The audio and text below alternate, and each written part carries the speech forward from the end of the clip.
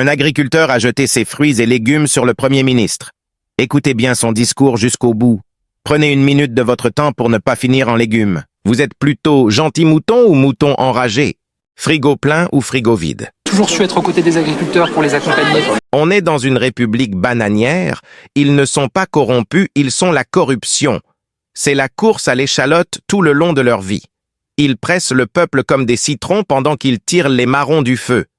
Et ils arrivent à trouver de l'oseille pour l'Ukraine et racontent aux Français qu'il n'y a pas un radis pour notre économie qui écrase le peuple.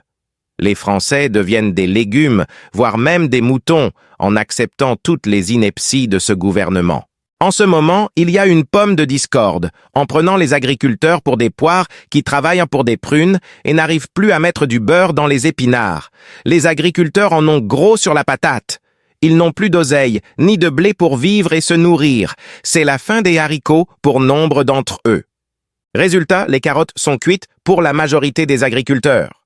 Depuis quelques semaines, Macron a remanié son gouvernement pour jeter de la poudre aux yeux des Français qui restent aveugles. Encore de la poudre de perlimpinpin. La poudre de perlimpinpin. On se fend la poire depuis que la nouvelle asperge de Matignon nous gouverne. C'est à peine un bout de chou avec ses potagers de l'Élysée. Il a une tête comme une citrouille, vide et remplie de pépins. Il a le melon se sentant protégé et intouchable, alors il ramène sa fraise tous les jours en voulant s'occuper des oignons des Français. Et vraiment, je veux aussi vous remercier parce que c'est vous qui faites vivre notre pays. Voilà, alors c'est des mots, vous attendez des actes. Oui.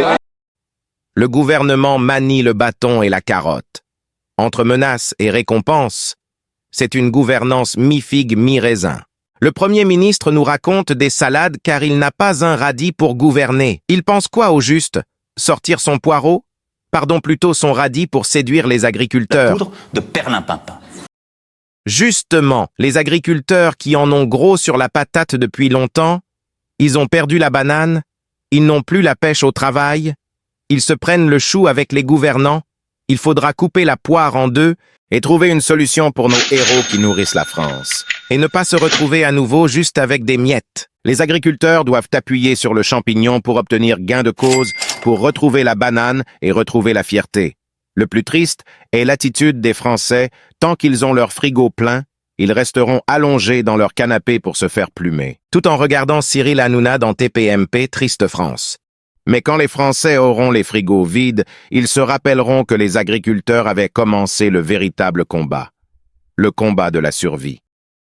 N'oublie pas le petit pouce bleu et abonne-toi pour recevoir d'autres histoires.